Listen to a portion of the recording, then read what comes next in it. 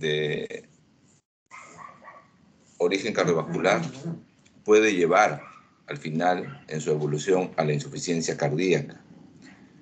Es decir, por ejemplo, un problema hipertensivo, un problema coronario, una alteración valvular, un problema del propio miocardio, una miocarditis, puede en su evolución desarrollar este cuadro, este síndrome de insuficiencia cardíaca. Por lo tanto, es importante entender cuál es el proceso en el cual se desarrolla este síndrome, cuál es su fisiopatología, la clínica, el diagnóstico y su tratamiento.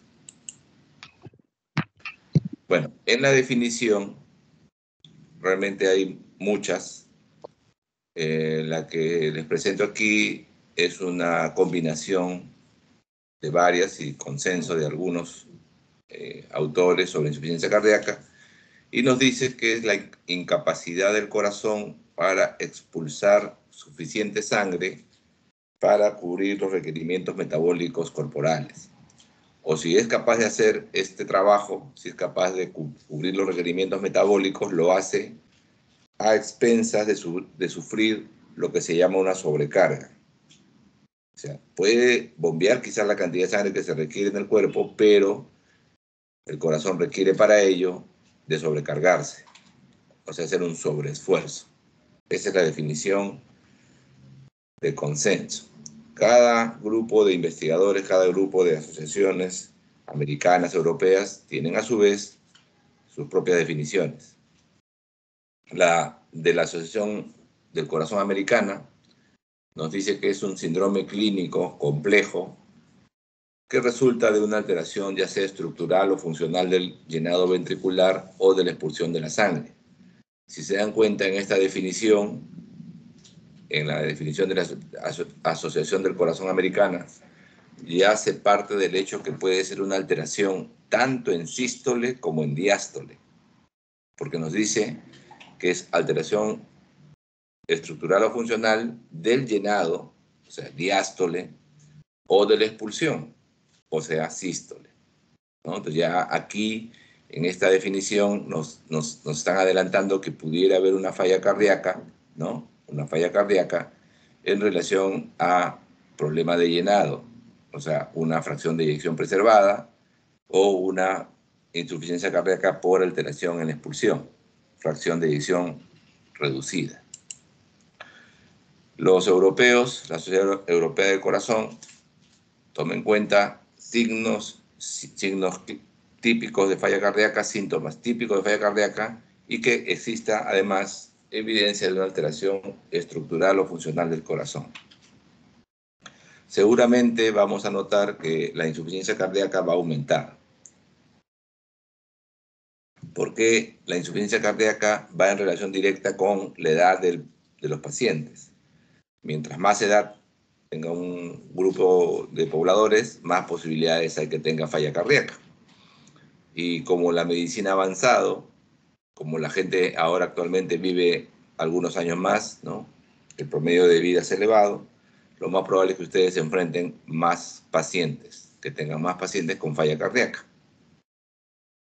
El riesgo es alto en realidad. Por ejemplo, en países que tienen estadísticas serias, Norteamérica, Europa, el riesgo de desarrollar falla cardíaca es prácticamente 1 en 5, o sea, 20% a partir de los 40 años. O sea, es muy prevalente. Y no es un diagnóstico tan, digamos, benigno en realidad. De hecho, tiene complicaciones, tiene mortalidad mayor que muchos diagnósticos de cáncer. Por ejemplo, haciendo un seguimiento, hasta el 70% de la población fallece a los 5 años de realizado el diagnóstico. Y si la clasificación funcional de la falla cardíaca es severa, inclusive puede llegar a ser una mortalidad de 50% al año. Entonces, es una mortalidad muy alta, superior a muchos tipos de cáncer. Y la gente a veces no se da cuenta que diagnosticar insuficiencia cardíaca representa para el paciente una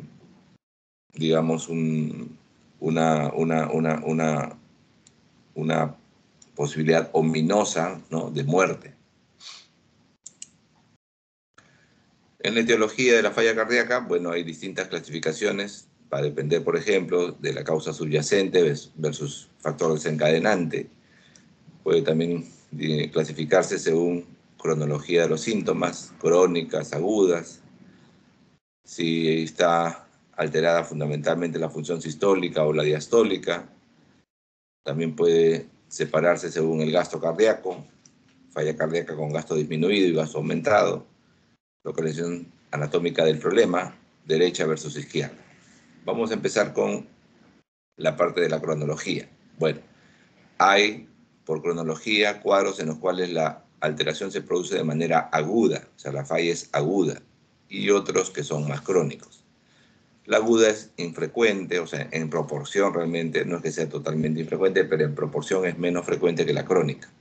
La aguda responde a eventos catastróficos, eventos de desarrollo muy rápido. Por ejemplo, un infarto agudo de miocardio. Un infarto agudo de miocardio, ¿qué va a producir? Va a producir daño muy rápido de la función contráctil, ¿no? Alteración muy importante de la estructura de los cardiomiocitos. Eso incrementa la carga, ¿no? Eso incrementa la carga del corazón, ¿no? Tanto en pre como post carga, y puede al final condicionar que el corazón no pueda ya cumplir la función fundamental que tiene, que es, como hemos dicho en la definición, proporcionar suficientes nutrientes a los tejidos. Entonces provoca el fallo. Como se generan mecanismos de compensación para tratar de compensar esta alteración en la función contráctil, uno de ellos es retener sodio y agua. O sea, aparecen datos de congestión, ya sea a nivel de la congestión pulmonar o a nivel de la congestión sistémica. Y también, pues evidentemente, puede haber signos o síntomas de bajo gasto, o sea, alteración anterógrada, ¿no? De lo que el corazón es capaz de eyectar, fatiga, ¿no? Astenia, incapacidad de realizar cualquier tipo de actividad física. En algunos pacientes con infarto agudo de miocardio se producen lo que se llaman complicaciones mecánicas. Las complicaciones mecánicas generalmente van a llevar a un desarrollo de una falla cardíaca aguda. Ahí tenemos muchos ejemplos. Se puede romper el músculo papilar que soporta las cuerdas tendíneas del aparato valvular mitral, por ejemplo, y dar una insuficiencia mitral aguda. Se puede romper el septum interventricular y dar una comunicación interventricular aguda. O se puede romper la pared libre del ventrículo y dar un taponamiento cardíaco por hemopericardio. O sea, hay muchas causas que pueden originar la falla cardíaca aguda en el contexto de un infarto agudo de miocardio. La forma crónica, bueno, es la más común, es el desarrollo progresivo de la falla cardíaca. Por lo tanto, es una situación en realidad más estable que la primera, pero que experimenta periodos en los cuales se reagudiza. Entonces, son procesos en los cuales el corazón entra en falla, ¿no? Se dan los tratamientos correspondientes o incluso se activan los mecanismos de compensación que vamos a ver después, que tratan de, digamos, paliar esta falla hasta que se llega a un nuevo estado de equilibrio. Pero el nuevo estado de equilibrio generalmente ya es peor que el inicial, digamos, es como una progresión. O sea, el paciente estabiliza, reagudiza y cuando se recupera ya no va a quedar el corazón al mismo nivel que tenía antes de esa reagudización. Ya empezó a tener un deterioro mayor. Entonces, es progresivo, es un deterioro progresivo. O sea, es un círculo vicioso. Una vez que se presenta la falla, generalmente es a progresar, ¿no? A hacerse cada vez más severos los síntomas, a hospitalizarse más seguido el paciente o a requerir más medicamentos. Entonces es un deterioro que va progresando. Y puede haber factores que hacen que este deterioro se vea afectado, o sea, factores que desencadenan o que permiten esta reagudización. Por ejemplo, que el paciente tenga una infección concomitante, ¿no? El paciente estaba estable, pero por ejemplo hace una neumonía, o hace un COVID, o hace una infección urinaria, o hace una sepsis. Entonces desencadena una reagudización. También puede ser debido a que el paciente abandone el tratamiento. O sea, ya lo tenían ustedes estabilizados, le habían dado su tratamiento, pero el paciente deja de tomar las medicinas y, bueno, vuelve a tener falla cardíaca. O puede ser también transgresiones en la dieta. Transgresiones en la dieta porque el paciente pues no hace caso y come de más o toma líquido en forma excesiva y puede desencadenar esto un proceso agudo, ¿no? Una reubicación. También algunos medicamentos pueden conllevar al desarrollo de falla cardíaca. Hay medicamentos que pueden tener directamente incidencia sobre el problema, o sea, medicamentos que dan otras especialidades o otros médicos para patologías tiroideas, patologías digestivas, etcétera, que pueden incidir directamente sobre el corazón. El ejemplo más clásico son los medicamentos que se dan para tratar cáncer, ¿no? Hay medicamentos para el tratamiento del cáncer que son directamente cardiotóxicos. Entonces, de hecho, se están desarrollando especialidades que tienen que ver con pacientes, digamos, oncológicos, con diagnóstico de cáncer, y que requieren un manejo cardiológico especializado porque desarrollan falla debido al tratamiento, ¿no? Debido al medicamento que se escogió para tratar su cáncer.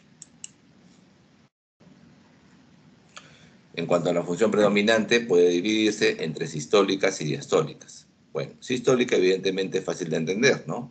Es el fallo en la eyección, fallo en la capacidad de generar gasto cardíaco, ¿no? El volumen sistólico cae, es un fallo en la función contráctil. Entonces, poco volumen sistólico, poco gasto. Entonces, significa que el corazón eyecta menos de lo que debería. El concepto es que el corazón debería eyectar un porcentaje de lo que lo llena mínimo, digamos así. O sea, hay valores en rangos normales de lo que debería el corazón eyectar. Eso se llama la fracción de eyección. La fracción de eyección es el volumen porcentual de la eyección en comparación a lo que lo llenó. Por ejemplo, en la fin de diástole, el ventrículo llenó como 100 mililitros. Y a fin de sístole, cuando terminó la expulsión, se quedó con 40. Significa que eyectó 60. El valor porcentual es el porcentaje de eyección, o sea, 60 sobre 100, es decir, 60%. Entonces, la fracción de eyección es un valor que nos indica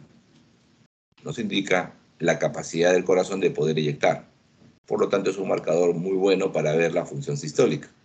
El valor es 60 más menos 5, entre 55 a 65, esos son los rangos normales para la eyección. Y uno puede tener este valor como un valor de referencia para ver si es que en la evolución, ¿no?, del diagnóstico de insuficiencia cardíaca este valor ha caído. Si ha caído, es una falla sistólica. Causas frecuentes de un deterioro sistólico: la isquemia, la miocardiopatía dilatada, el uso de ciertos fármacos, el uso de alcohol, miocardiopatía alcohólica, una infección, una miocarditis viral. Varias razones pueden llevarte a una falla sistólica. En el tratamiento, en la parte de lo que es el manejo de tratamiento terapéutico, este tipo de insuficiencia cardíaca con alteración sistólica es la que tiene la mayor posibilidad de ser tratada actualmente, ¿no? Todavía en el futuro seguramente la falla diastólica tendrá también su forma de tratarse, pero en el momento actual es la que mejor responde a los tratamientos. En comparación, la falla diastólica es un predominio de alteración en el llenado. O sea, el corazón no llena bien. Lo que falla es el llenado, lo que falla es la diástole. Entonces es una alteración en la cual puede haber alteración en la distensibilidad del corazón o alteración, ¿no?, en la capacidad de relajarse. El concepto tiene que ser claro, ¿no? Puede ser alteración de relajación o alteración de distensibilidad. En ambos casos es falla de llenado. En el caso de distensibilidad es que el corazón tiene un tope para llenarse. Ejemplo, una pericarditis constrictiva. Una pericarditis constrictiva le pone al corazón como una coraza y le pone un límite de llenado. No puede distenderse más. Alteración de relajación, ejemplo, hipertrofia ventricular. En el caso de la hipertrofia ventricular, el corazón se pone rígido, entonces llena, pero le cuesta, se demora. Entonces eso se llama alteración de relajación. En este caso, lo que va a incrementarse es la presión de llenado, o sea, va a requerirse mayor carga, mayor precarga, mayor distensibilidad, mayor tensión de la fibra miocárdica para poder llenar. Y la función sistólica muchas veces no está alterada. Igual el corazón se va a contraer, igual el corazón va a expulsar, pero le va a costar llenarse. ¿Ya? Le va a costar llenarse. Actualmente ya no se habla mucho de la denominación sistólica y diastólica, sino más bien se habla de la fracción de eyección, su relación a la fracción de eyección. Entonces se habla de insuficiencia cardíaca con fracción de eyección disminuida y se habla de insuficiencia cardíaca con fracción de eyección preservada. Bueno, hay diferencias entre ambas. Bueno, la insuficiencia cardíaca con fracción de eyección reducida tiene una prevalencia mayor y la preservada menor, pero esta tendencia se está variando con el tiempo. O sea, actualmente se considera que prácticamente la fracción de eyección reducida y la preservada en prevalencia están casi igual, ligero predominio de la reducida, 60% contra 40%, con tendencia que dentro de pocos años esté en 50-50. ¿Cómo definimos cuando decimos que una insuficiencia cardíaca es con fracción de eyección reducida? Cuando la fracción de eyección es menor al 40%. Ya les dije que la fracción de eyección normal es 60%. Entonces, fracción de eyección reducida es cuando se mide este valor y es menor al 40%. ¿Y cuando es preservada? Cuando la fracción de eyección es mayor al 50%. Entonces, ustedes me dirán, bueno, doctor, menos de 40 y más de 50, hay un gap, hay un espacio. ¿Qué pasa con los pacientes que tienen 45% de fracción de eyección? No es ni menor de 40 ni mayor de 50. Ese espacio actualmente se considera como un tercer grupo de fenotipo de falla cardíaca en relación a fracción de eyección. Le llaman fracción de eyección levemente reducida, entre 41 y 49. ¿Ya? Entre 41 y 49, fracción de eyección levemente reducida. Los de fracción de eyección reducida tienden a tener dilatación del ventrículo izquierdo, mientras que las preservadas no lo tienen. Los de reducida no tienen tanta hipertrofia del ventrículo izquierdo, es frecuente en cambio en preservada. En la radiografía de tórax hay cardiomegalia en la fracción de eyección reducida y no cardiomegalia en la preservada. Y el tratamiento lo vamos a revisar posteriormente, cuando lleguemos al tratamiento. Cuando diferenciamos falla cardíaca con gasto cardíaco disminuido y gasto cardíaco aumentado, hay que tener en cuenta que, como les dije en la definición, es la incapacidad del corazón de suplir los requerimientos metabólicos tisulares, corporales. Entonces, en algunos casos, en algunas enfermedades, se requiere que el corazón trabaje más, ¿no? que bombee más, que tenga una mejor performance en la parte de eyección, y el corazón no lo puede hacer. Por eso es que se puede presentar casos de insuficiencia cardíaca con gasto cardíaco aumentado. O sea, a pesar que aumente el gasto, este es insuficiente. Entonces, bueno, gasto cardíaco disminuido es evidente, ¿no es cierto? O sea, uno entiende la lógica. La lógica es si el gasto cardíaco cae, pues hay falla cardíaca, ¿no? Una enfermedad coronaria, una cardiomiopatía, una valvulopatía. Es un poco más difícil entender el concepto de gasto cardíaco elevado. El concepto de gasto cardíaco elevado es que el corazón sí incrementa, sí puede aumentar su trabajo, pero no al nivel que se requiere. O sea, no llega a compensar lo que la enfermedad de fondo le demanda. Y ahí hay diferentes enfermedades que pueden explicar. Por ejemplo, la enfermedad de Payet, porque en la enfermedad de Payet se forman fístulas arteriovenosas en el hueso. Entonces, es como un shunt, como que se bypassea el uso de la sangre a nivel de esa zona de la parte ósea y se genera mayor demanda de trabajo para el corazón que el corazón no puede cumplir.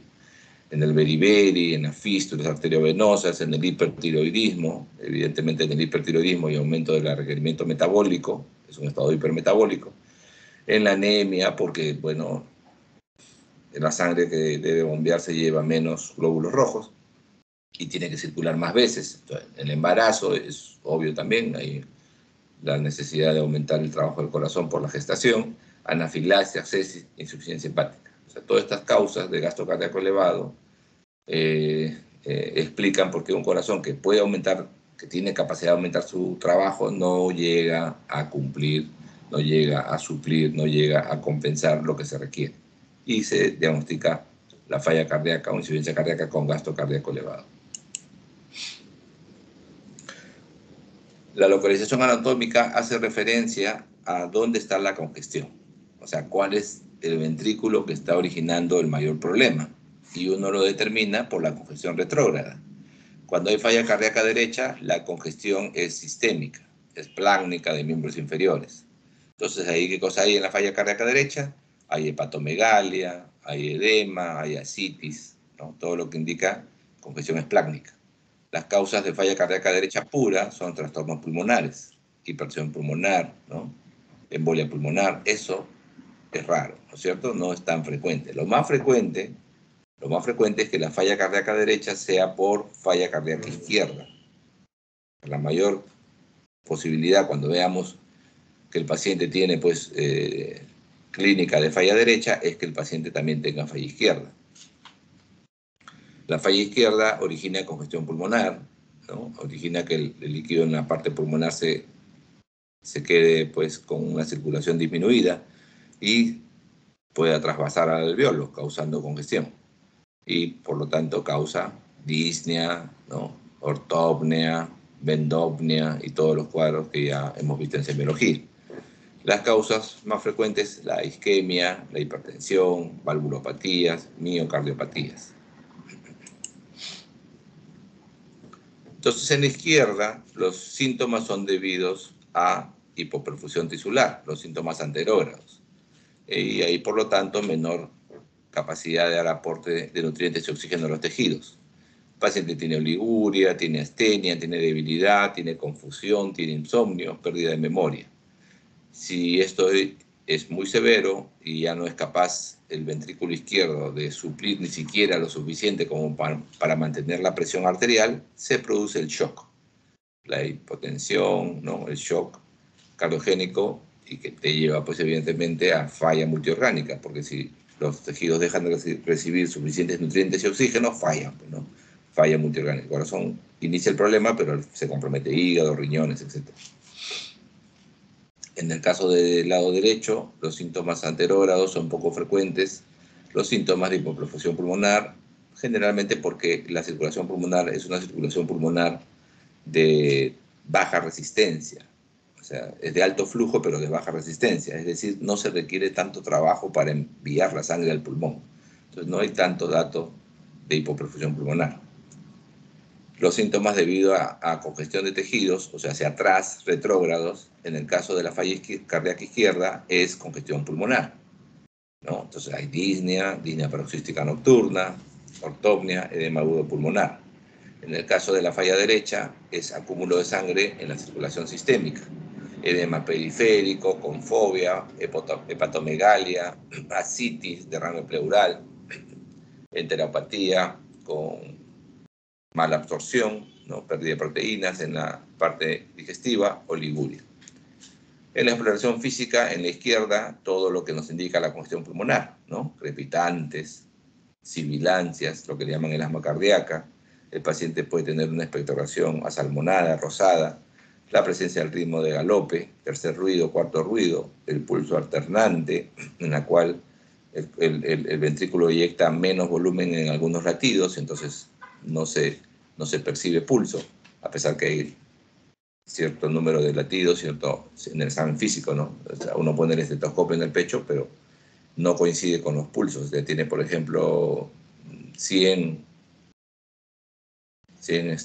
ocultaciones, 100 ruidos cardíacos, 100 primer ruido, por ejemplo, y percibe, por ejemplo, 70 en el pulso. Disminución de la presión arterial diferencial, presión capilar pulmonar elevada, ingurgitación yugular y todo. En la derecha, reflujo hepatoyugular, hepatomegalia, presión venosa central elevada. Y recordemos que la circulación en nuestro aparato cardiovascular es en serie, o sea, hay dos bombas en serie, ¿no? La bomba derecha y la bomba izquierda. La bomba derecha, vamos a poner el puntero, la bomba derecha impulsa la sangre hacia los pulmones, luego se oxigena, regresa hacia el lado izquierdo y de ahí sale a la parte sistémica. Entonces, si aumenta la presión de llenado del lado izquierdo, porque falla el lado izquierdo, y la circulación es en serie, va a terminar afectando evidentemente el lado derecho. Si aumenta la presión en el llenado del ventrículo izquierdo, va a aumentar la presión de llenado a nivel capilar, la presión arterial pulmonar va a incrementar la presión en el ventrículo derecho, lo puede dilatar, puede terminar distendiendo el septum hacia la izquierda, disminuye el gasto, y bueno, evidentemente que esto es un círculo que puede causar una mayor disfunción y se produce al final una insuficiencia cardíaca mixta. Tiene datos de derecha y tiene datos de izquierda. En la fisiopatología generalmente hay un evento inicial. Entonces el primer evento va a producir un fallo, ya sea estructural o funcional del corazón, en el cual se puede afectar el gasto cardíaco o se puede aumentar la presión de llenado. Esto va a generar modificaciones en el corazón, o sea, va a tratar el corazón de compensar, va a tratar el corazón de poder suplir lo que el cuerpo le solicita. Y aparecen modificaciones, tanto metabólicas, endocrinas, neuromorales, para compensar la falla y lograr que la perfusión tisular sea la correcta.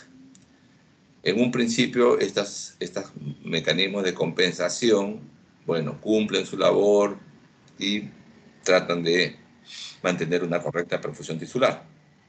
Pero a largo plazo, la sobreactivación de estos mecanismos ya no son beneficiosos y más bien pueden conllevar a un empeoramiento del cuadro clínico, un empeoramiento en la evolución y en la condición del paciente. ¿Cuáles son estos cambios?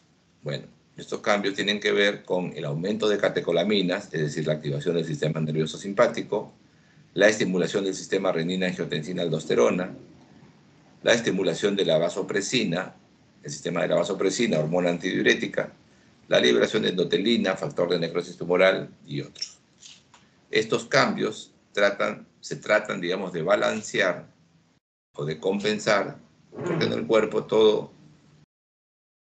efecto fisiológico en una dirección hace que se activen mecanismos en la dirección opuesta, o sea, lo que se llama mecanismos de feedback negativo. ¿Cuál es la compensación aquí? Bueno, el sistema que se activa es el sistema del péptido natriurético. Hay una elevación del péptido natriurético que trata de compensar todo esto. Porque la activación del péptido natriurético tiene efecto diurético, o sea, perder sodio y agua, y antifibrótico. Pero en realidad es David contra Goliat, ¿no? Por el lado de los cambios que hemos dicho, catecolamina, sistema renina-angiotensina-aldosterona, antidiurética, pues predominan y le ganan a esta compensación. Entonces, por más que esté elevado el péptido natriurético, no llega a compensar los otros. Entonces, como hemos dicho, la lesión primaria, ya sea estructural o funcional, la lesión miocárdica inicial, genera una disminución de aporte de oxígeno a los tejidos, que son los síntomas anterógrados. Y esto compensatoriamente activa los sistemas neurohormonales y de inflamación. Ahí lo hemos visto, el sistema renina-angiotensina, el sistema de la endotelina, antidiurética, el sistema adrenérgico, simpático, todos esos sistemas se activan. Compensatoriamente se activa el sistema de los péptidos natriuréticos, pero como hemos dicho, no llegan a sobrepasar lo que se activó en el lado de la retención de sodio y agua y la fibrosis. Por lo tanto, aumenta la retención al final de sodio y agua, ¿no? Y aparecen los síntomas de congestión. Los síntomas de congestión que ya hemos revisado. Esta sobreactivación de los sistemas compensatorios aumenta la presión de perfusión, aumenta la poscarga, aumenta el requerimiento de oxígeno a nivel miocárdico y incrementa la lesión.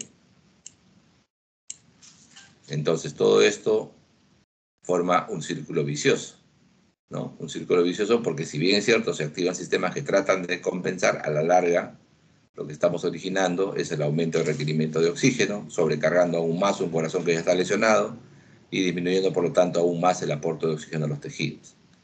Recordemos que la activación de los sistemas nos va a llevar a hipertrofia de los cardiomiocitos, a apoptosis, muerte celular programada, y al final el tejido contráctil miocárdico se reemplaza por tejido fibrótico, incrementando la lesión. El continuum de la lesión cardiovascular. Bueno, la clínica. La clínica de la insuficiencia cardíaca se puede determinar fundamentalmente por un cuadro que se llama la disnea. O sea, la disnea es el dato fundamental, clínicamente hablando, para determinar la insuficiencia cardíaca. Hay diferentes clasificaciones basadas en este desarrollo de este síntoma. Por ejemplo, la Asociación del Corazón de Nueva York dividió, ¿no?, la posibilidad de clasificar insuficiencia cardíaca en 4 grupos. En romanos 1, 2, 3 y 4. 1, no hay limitación de actividad. 2, ligera limitación a la actividad física. 3, la actividad física que se puede desarrollar es inferior a la habitual y aparece disnea. Y 4, la disnea es al menor esfuerzo o incluso en reposo. O sea, el paciente está incapacitado de desarrollar cualquier actividad física. Cuando se presenta de forma aguda, ¿no?, lo que se va a generar si la falla es izquierda es congestión pulmonar de manera súbita, lo que te lleva al desarrollo del edema agudo del pulmón cardiogénico. Entonces el paciente va a tener ortopnia, tos, ¿no?, asalmonada, media rosada, sudoración, aumento de la presión capilar pulmonar, y lo clásico en la radiografía de tórax es el desarrollo de imágenes en alas de mariposa.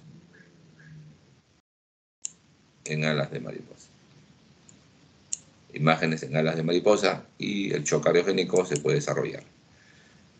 Ya habíamos hablado de que cuando se combina la falla izquierda y la derecha es la falla cardíaca global, ¿no? La falla cardíaca global tiene, por lo tanto, datos de falla cardíaca izquierda y derecha, ¿no? Congestión pulmonar en el lado izquierdo, disnea, ortopnia, disnea paroxística nocturna, y congestión sistémica en el lado derecho, ¿no? Hepatomegalia con dolor, ¿no?, dolor en el hipocondrio, congestión intestinal, edema en miembros inferiores, reflujo hepatoyugular. Entonces, si tenemos un problema congestivo a nivel pulmonar, recordemos que hay una cantidad de oxígeno que llega, ¿no?, del ambiente hacia el alveolo, que debe ser debe difundir libremente hacia el capilar pulmonar. Pero si hay líquido, si hay congestión en el alveolo, hay una gradiente. O sea, llega como 100 de repente aquí de oxígeno al alveolo, pero solamente pasa 70 al capilar pulmonar. O sea, hay una hipoxemia. Este líquido incrementado, ¿no?, este líquido incrementado a nivel del alveolo te lleva a que el pulmón se llene de líquido y se torna rígido. Esto disminuye la posibilidad del pulmón de distenderse, disminuye la compliance pulmonar. El pulmón se torna rígido, pulmón pesado, lleno de líquido.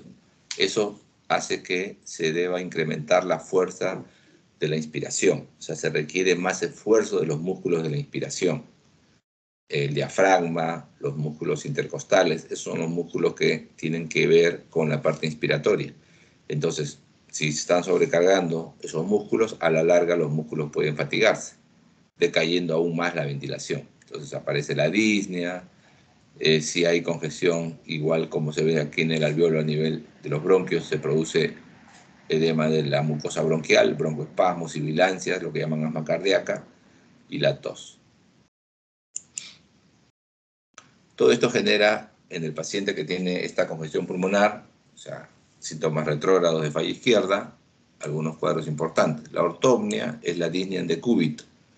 Es una disnea inmediata. Entonces, si un paciente acude a nuestra consulta y lo recostamos y el paciente no tolera el decúbito total, eso es ortopnia. Esto se produce porque la sangre acumulada en los miembros inferiores, ¿no?, cuando el paciente se acuesta, retorna a la circulación central y el volumen aumentado llega al corazón, congestionando muy rápidamente el pulmón. Entonces hay disnea, el paciente no puede tolerar estar en decúbito dorsal. La disnea paroxística nocturna es más bien cuando se presenta la disnea después de que el paciente se recuesta, de 1 a 2 horas después de dormir.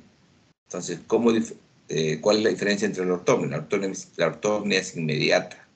La ortopnia es inmediata, es la sangre que tenía en las piernas que retorna a la circulación central. La disnea paroxística nocturna tiene que ver más bien con la reabsorción de los edemas. O sea, es el líquido que está en el intersticio, que tiene que pasar, ¿no? Tiene que pasar este líquido extravascular al espacio vascular, y el líquido acumulado, bueno, comienza a reabsorberse en la noche, aumenta la volemia, aumenta la precarga y te lleva a la disnea. Es una disnea que se presenta no de inmediato, sino de 1 a 2 horas después de dormir. Disnea paroxística nocturna.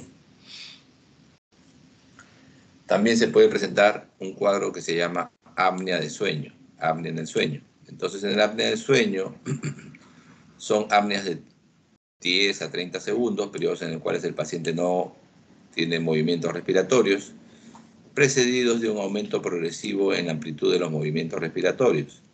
Va aumentando y luego van disminuyendo hasta llegar al apnea. Entonces, esto se repite. Y este patrón de tipo respiratorio en la noche se llama el patrón de Cheyne-Stokes. Aquí hay una disminución del gasto cardíaco por la falla que influye sobre el centro respiratorio, incrementando la sensibilidad del centro respiratorio al CO2, lo que causa este progresivo, digamos, presentación de este patrón respiratorio, ¿no? El paciente hace periodos de apnea en el sueño. En la exploración física de la insuficiencia cardíaca es variable. Algunos pacientes son muy difíciles de encontrarle datos de congestión porque la falla es a veces no tan perceptible. Y hay pacientes en los cuales hasta el portero de la emergencia les dice al interno que el paciente entra con insuficiencia cardíaca. Entonces, la exploración física es un poco variable. Pero vamos a hacerlo de una manera ordenada. Lo primero es ver el cuadro general, saber la primera la ectoscopía, entonces hay que valorar ahí cómo luce el paciente, cómo está su estado de conciencia. En la conciencia ver la parte cuantitativa y cualitativa, ¿no? En la cuantitativa, si la insuficiencia cardíaca es aguda, bueno, hay que aplicarle la escala de Glasgow para ver su escala de conciencia. Y en cualitativa hay que ver si se ha deteriorado la perfusión cerebral y el paciente ha desarrollado un cuadro de síndrome demencial. Entonces ver si está orientado en tiempo, en espacio, en persona, si tiene datos de atrofia cerebral.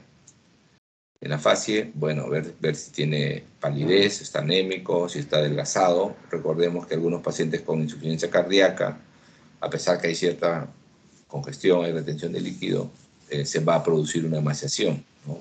Caquexia cardíaca, por incremento del factor de necrosis tumoral alfa.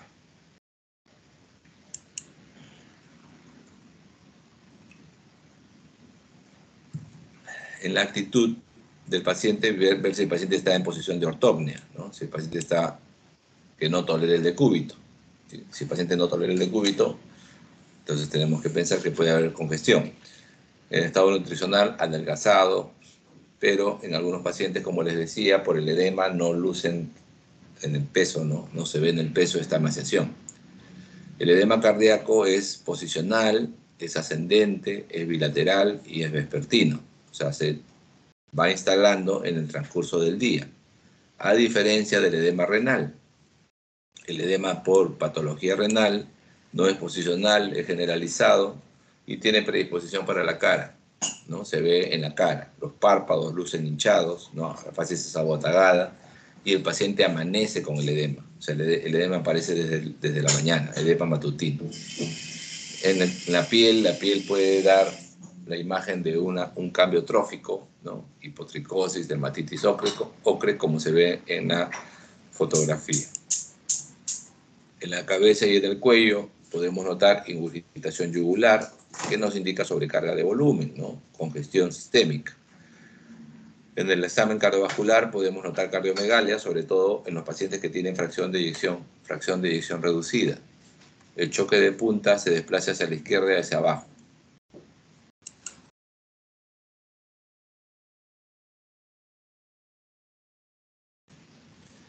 En el caso de la ocultación puede aparecer tercer ruido con sobrecarga de volumen, ¿no? Lo que indica una descompensación. El tercer ruido se produce al inicio de la diástole, cuando la sangre pasa súbitamente de la aurícula hacia el ventrículo en la fase inicial de la diástole e indica que ya hay un volumen incrementado residual en el ventrículo. O sea, una sobrecarga de volumen que quedó, que no pudo el corazón eyectar. Eso es el tercer ruido. Y el cuarto ruido se produce al final de la diástole, como ven en la diapositiva, es al final de la diástole. El cuarto ruido es al final, justo antes del primer ruido. El tercer ruido es al inicio, justo después del segundo. Entonces el cuarto ruido lo que indica es falla de compliance, es el ventrículo izquierdo rígido. Generalmente se ve en la insuficiencia cardíaca con fracción de eyección preservada. ¿Ya? Ahí se ve el cuarto ruido. Puede aparecer en algunos pacientes soplo. ¿Por qué? Porque toda cámara cardíaca que no expulsa bien termina dilatándose. Y si se dilata la cámara ventricular, muchas veces dilata la zona del anillo valvular auriculoventricular. Entonces puede aparecer en insuficiencia cardíaca soplos sistólicos de insuficiencia mitral o de insuficiencia tricuspidia. Entonces soplo sistólico es desde el primero hasta el segundo, ¿no? Ruido, entonces, en toda la sístole. ¿Cómo diferenciamos si el soplo que estamos ocultando es por falla mitral o insuficiencia tricuspidia? Bueno, podemos hacer maniobras semiológicas que incrementen el retorno venoso. Entonces le hacemos inspirar al paciente profundamente y esa maniobra se llama la maniobra de Rivera-Carvalho. En la maniobra de Rivera-Carvalho, al inspirar al paciente profundamente, aumentamos el retorno hacia el lado derecho. Entonces, esta maniobra incrementa los soplos de origen derecho, la valvulopatía derecha. El pulso periférico puede ser parvus o alternante. En la parte respiratoria puede aparecer disnea, ¿no? El patrón de Cheyne-Stokes, apnea del sueño, una disminución del murmullo vesicular, puede haber crepitantes, sibilancias, asma cardíaca. Cuando se produce ya líquido, o sea, se extravasa líquido al espacio pleural, puede haber derrame pleural. Entonces podemos encontrar ahí ausencia del murmullo vesicular, ya no pasa el murmullo, puede haber matidez, ¿no? Una columna mate en la percusión, y el derrame pleural se puede estar presentando. El derrame pleural tiende a ser bilateral, y si se presenta de manera unilateral, o sea, si solamente un lado, predomina el lado derecho. En el caso de el examen del abdomen, puede haber hepatoesplenomegalia, ¿no? Y si es agudo puede dar dolor, porque se distienden súbitamente las cápsulas del hígado, la cápsula de Gleason, por ejemplo, puede dar dolor, ¿no? Un dolor en el hipocondrio derecho, puede haber pulso hepático, en el caso de insuficiencia tricuspidia puede palparse ahí un pulso a nivel de la zona del hígado, el hipocondrio derecho, y se hace una maniobra que se llama el reflujo hepatoyugular, en el cual comprimimos la zona del hígado, comprimimos el hipocondrio derecho, y eso se traduce en un aumento, ¿no? Del llenado de la vena yugular, aumenta la obstrucción yugular. Generalmente bastan con unos 20 a 30 segundos de compresión del hígado para notar que la vena yugular se distiende, ¿no? Entonces eso se llama reflujo hepatoyugular. Vamos al diagnóstico. Bueno, primero sospechamos la falla cardíaca, ¿no es cierto? Lo primero que tenemos que hacer es sospechar la falla. Entonces, para sospechar la falla, ¿qué vemos? Factores de riesgo, los signos y síntomas que ya hemos revisado en la primera parte de la exposición, y podemos tomar un electrocardiograma que nos puede ayudar. Entonces, lo primero que hacemos, si sospechamos por la clínica, por la parte de los signos y síntomas, por las anormalidades del EKG, que el paciente tiene una falla cardíaca, bueno, le pedimos el dosaje de los péptidos natriuréticos. Ya hemos explicado que los péptidos natriuréticos tratan de compensar la sobreactivación de los otros sistemas. Entonces pedimos dosaje de BNP o NT-proBNP y tenemos dos posibilidades: que estén incrementados o que no lo estén. Si están incrementados o tenemos la sospecha de que hay la falla cardíaca y no tenemos en el laboratorio la posibilidad de dosarlos, pasamos a la ecocardiografía. La ecocardiografía es un método de elección para el diagnóstico correcto de la etiología. O sea, una vez que sospechamos la falla cardíaca, ver por qué la tiene. Entonces vemos qué hallazgos tenemos en la eco. Si tiene hallazgos anormales, la falla cardíaca se confirma, y la ecocardiografía nos permite dividir el fenotipo, o sea, clasificar la falla cardíaca basado en fracción de eyección, porque la ecocardiografía mide la fracción de eyección.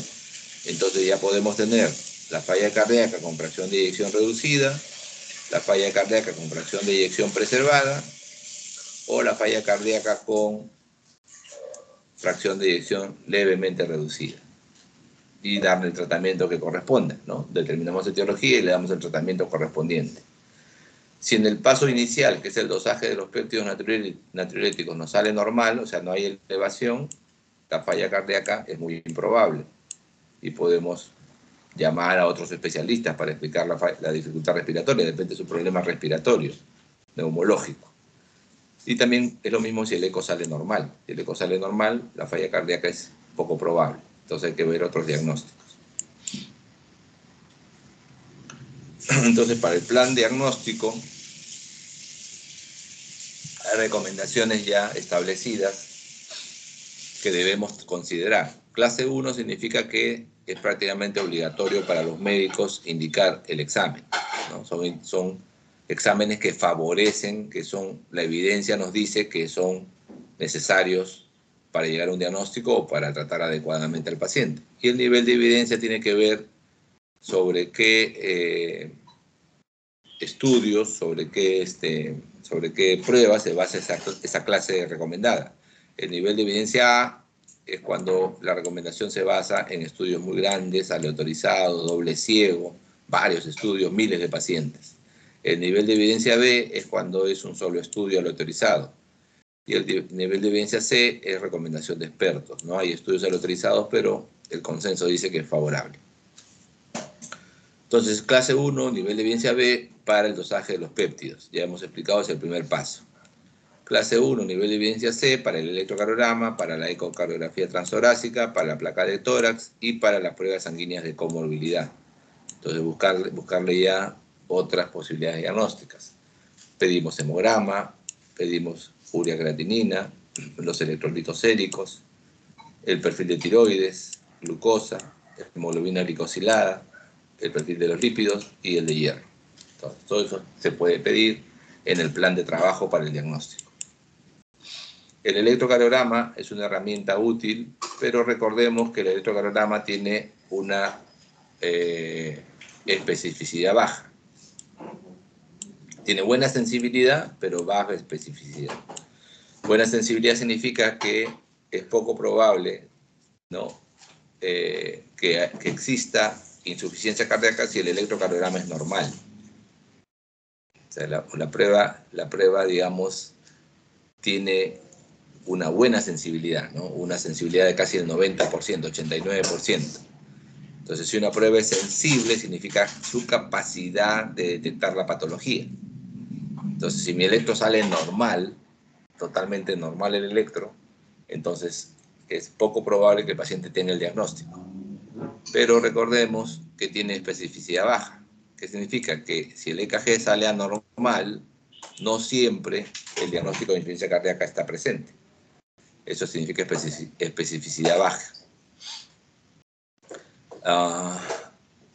El electrocardiograma también es útil porque en algunos casos nos puede dar hasta diagnóstico, o sea, nos puede dar la etiología. Si tenemos un electrocardiograma que muestra evidencias de necrosis, isquemia, o sea, enfermedad coronaria, sale como diagnóstico. Recordemos también que la mayoría de los pacientes con insuficiencia cardíaca con fracción de eyección reducida tienen cambios en el electro. En cuanto al dosaje de los péptidos, ¿no?, tanto el BNP y el NT-proBNP se emplean como prueba diagnóstica inicial. La elevación de estos péptidos identifican a los pacientes que podemos pedirle la eco. Si el valor nos sale inferior al corte, podemos prácticamente excluir una disfunción cardíaca importante y a veces ahí queda el algoritmo, o sea, ya no pasamos a eco ni a otras pruebas. Ahora, los límites cambian si el paciente no está agudo o si el paciente está agudo. Si el paciente está no agudo, el límite para péptido natriurético tipo B, BNP, es menor a 35 picogramos por mililitro. Y para la fracción amino terminal del propéptido natriurético del tipo B, el NT-proBNP es menor a 125. Si el paciente está agudo, bueno, el límite para considerar falla cardíaca en el péptido natriurético de tipo B es menos de 100 picogramos por mililitro y en el NT-proBNP es menor de 300. Como les expliqué, hay algunos pacientes que su insuficiencia cardíaca está en el contexto de lo que se llama fracción de eyección conservada. O sea, la fracción de eyección es mayor al 50%, la FEBI es normal. Los signos y síntomas de insuficiencia cardíaca a veces son inespecíficos y es difícil a veces diferenciar con claridad este diagnóstico. En este caso, por ejemplo, el electrocardiograma lo que podría revelar es anormalidades como hipertrofia del ventrículo izquierdo, como arritmias, una de ellas la fibrilación auricular, y alteraciones en la repolarización. Si el electrocardiograma es normal, ¿no?, y las concentraciones de los péptidos del BNP es menor de 35 o el NT pro BNP es menor de 125, el diagnóstico, como ya expliqué, es un poco improbable. En los pacientes con fibrilación auricular, el diagnóstico de insuficiencia cardíaca con fracción de eyección conservada es difícil. ¿Por qué? Porque es difícil valorar el llenado. En la fibrilación auricular hay una alteración, una irregularidad en el ritmo, ¿no? Es una arritmia arrítmica. Estos pacientes además tienen concentraciones de péptidos más altas, el índice de volumen ventricular izquierdo aparece aumentado por la fibrilación auricular y los parámetros que nos indican disfunción diastólica están menos establecidos que para los del ritmo sinusal. El eco es el método de elección. Ya hemos explicado que debemos pedirle ecocardiograma a los pacientes que sospechamos insuficiencia cardíaca y los péptidos nos salen elevados. En los pacientes que llegan a la ecocardiografía, debemos pedirle al médico que nos haga el examen que nos informe varias cosas. O sea, eso hay que pedir a veces porque el médico ecocardiografista a veces se centra en algunas cosas y no es tan completo su informe. Entonces tenemos que decirle que nos diga la fracción de eyección. Queremos saber la fracción de eyección. Queremos que nos diga cuál es la función diastólica. Nos tiene que informar si hay hipertrofia del ventrículo o dilatación del ventrículo. También nos tiene que informar si hay una valvulopatía que sea remarcable en el examen.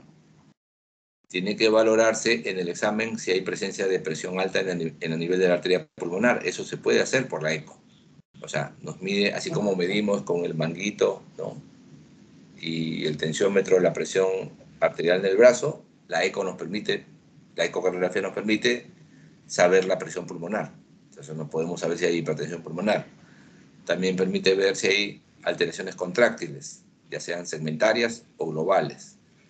Y en algunos casos la ecocardiografía nos permite hacer algunos cálculos hemodinámicos. Por ejemplo, nos puede traducir la presión en cuña, o sea, la presión de llenado del ventrículo, y nos habla también si hay compromiso pericárdico, si hay líquido en el espacio pericárdico, lo que se llama derrame pericárdico, o si hay inclusive taponamiento.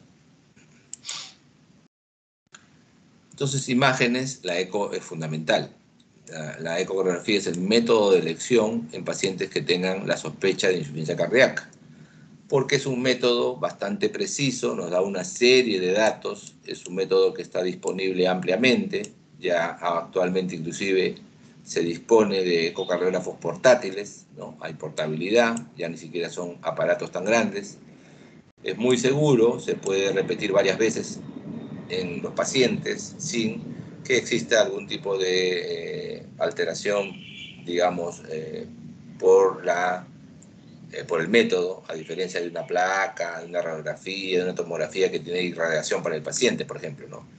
Y en cuanto al coste, cada vez es más cómodo, ¿no? Porque, como les digo, se están mejorando las condiciones tecnológicas y cada vez está más disponible. Entonces, deben realizarse, la eco debe realizarse, porque nos va a dar información relevante. El resultado va a depender, ¿no?, de la experiencia del operador, o sea, que tengamos un buen médico, ¿no?, que haga el examen, la modalidad de la imagen, o sea, el equipo, la calidad de la imagen, todo eso tiene valor. Placa de tórax, bueno, la placa de tórax también es importante. Se usa fundamentalmente cuando queremos diferenciar que exista, además del problema cardiovascular, algún tipo de alteración pulmonar, o sea, algún tipo de patología pulmonar que nos puede hacer como alternativa diagnóstica o como factor desencadenante de la insuficiencia cardíaca. Entonces la radiografía de tórax puede mostrar congestión, puede mostrar edema venoso pulmonar en los pacientes con insuficiencia cardíaca. Ya mostré anteriormente la placa que se ve en una insuficiencia cardíaca aguda, ¿no?, la famosa ala de mariposa. Acá lo que valoramos en una placa de tórax de un paciente más crónico es si existe cardiomegalia, ¿no?, lo que se llama el índice cardiotorácico. El índice cardiotorácico, recordemos, desde el centro de la placa tirar una línea hacia el borde más externo del lado izquierdo, el borde más externo del lado derecho e izquierdo, y sumar, ¿no? Y ver su relación con el diámetro de tórax a tórax. Si es mayor de 50%, mayor de 0.5, es cardiomegalia radiológica. La ecografía, ya hemos hablado de ella, ¿no? Ya hemos hablado de lo que nos permite encontrar, y en algunos casos la ecografía tiene que ser complementada con una técnica que se llama transesofágica. En la técnica transesofágica es una técnica en la cual el transductor, o sea, el emisor de sonido que va a poder reconstruir después la imagen, no está sobre el tórax del paciente, está en la punta de un esofagoscopio, de un endoscopio, o sea, se va por vía digestiva, se introduce la sonda a través de la boca del paciente, llegas al esófago, y cuando está esa sonda en el esófago se pega, ¿no? Se pega la sonda, tiene capacidad de moverse la punta de la sonda hacia la zona que está pegada hacia la aurícula izquierda. La aurícula izquierda está anatómicamente muy relacionada al esófago. Entonces nos da imágenes muy nítidas, ¿no? Muy de mucha resolución en comparación a la transtorácica. La transtorácica, a veces la imagen es muy mala, hay mala ventana y no se ve.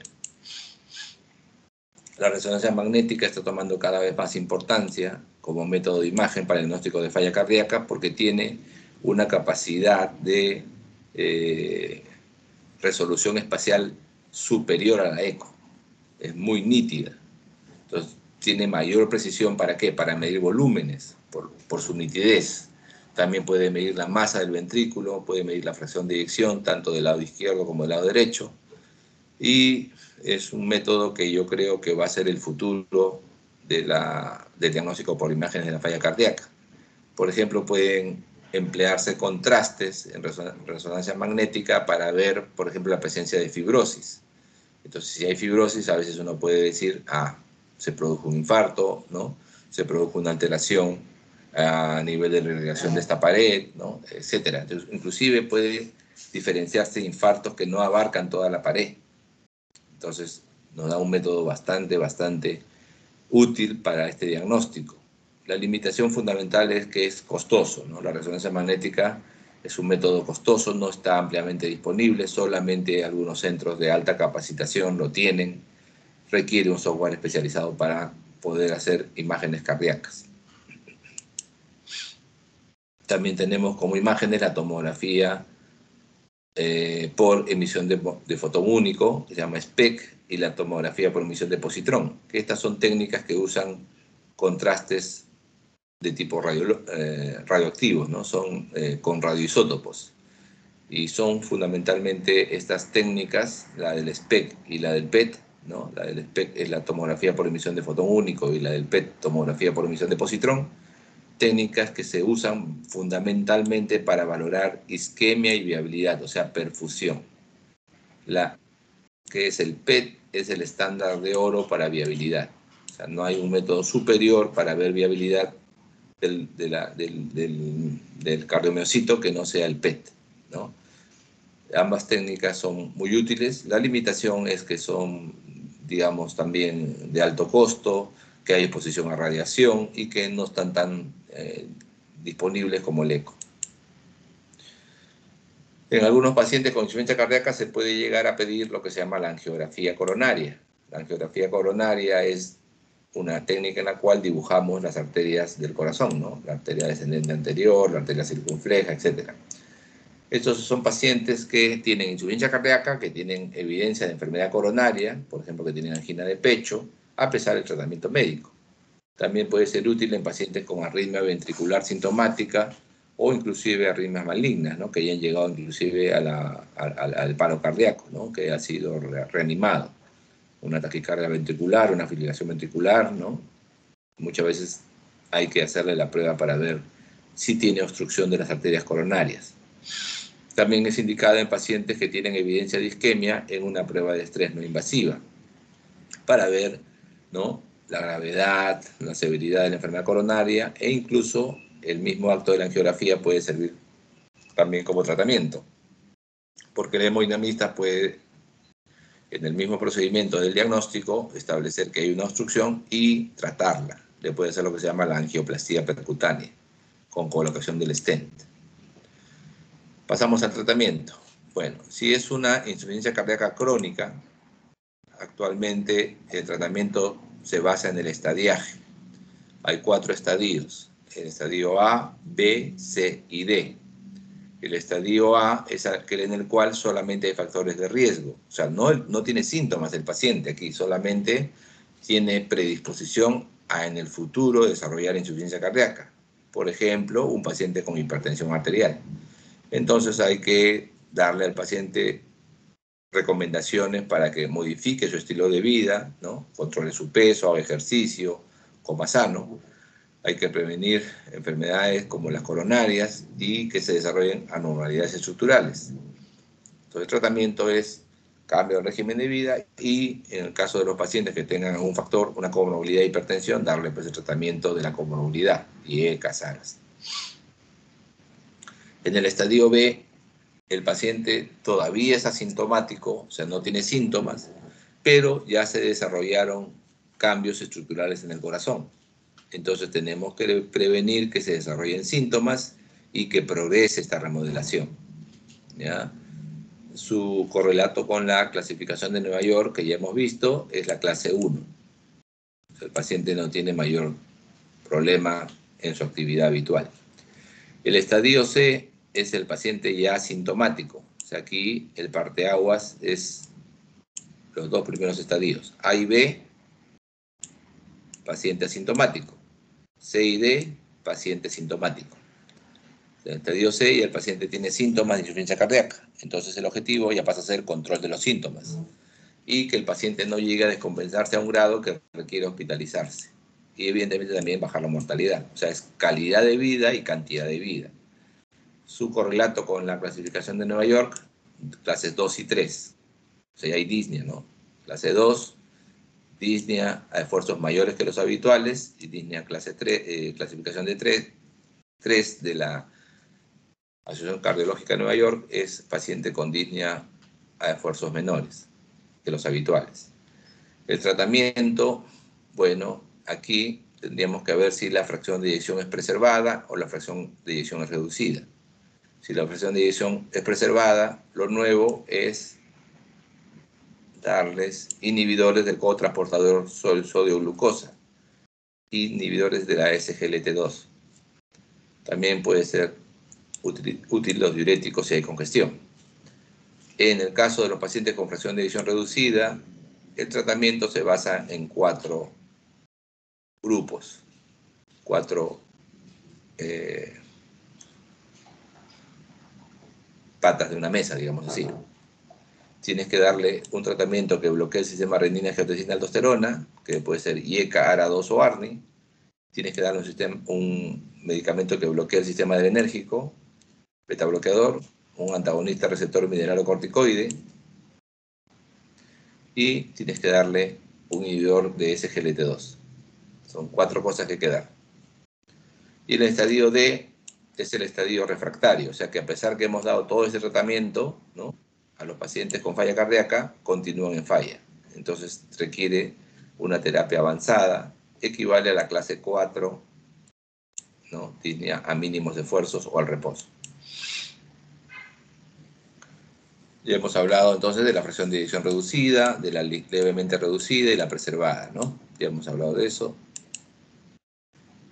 Entonces vamos a hablar de las recomendaciones en el caso de los pacientes con fracción de eyección reducida.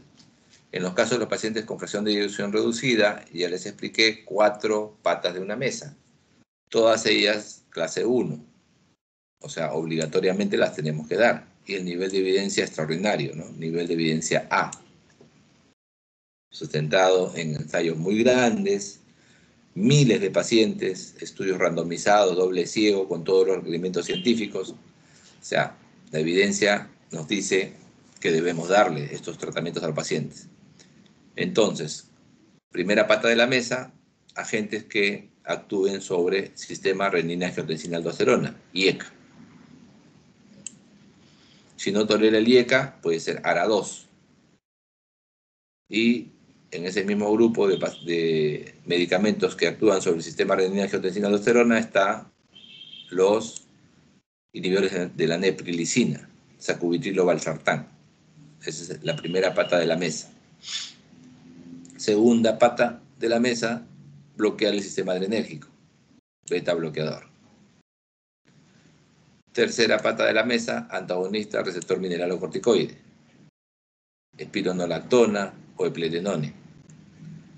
Y cuarta pata de la mesa, los inhibidores de la SGLT2, dapaglifosina, empaglifosina, sotaglifosina.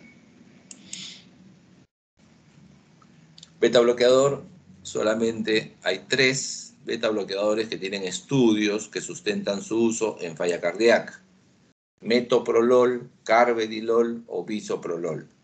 Actualmente se está añadiendo a este grupo de beta bloqueadores en falla cardíaca el nebivolol. Pero los 3 que tienen estudios ya publicados, sustentados y digamos, ya establecidos, es metoprolol, carvedilol y bisoprolol. La disminución de la mortalidad de pacientes con insuficiencia cardíaca con fracción de eyección reducida es importante, 34%. Y no olvidar que estamos dando medicamentos que bloquean, ¿no?, la acción contráctil del corazón. Parece paradojal darle a un paciente que tiene falla cardíaca beta bloqueador, ¿no? Es como que le estuviéramos dando algo que le va a agravar.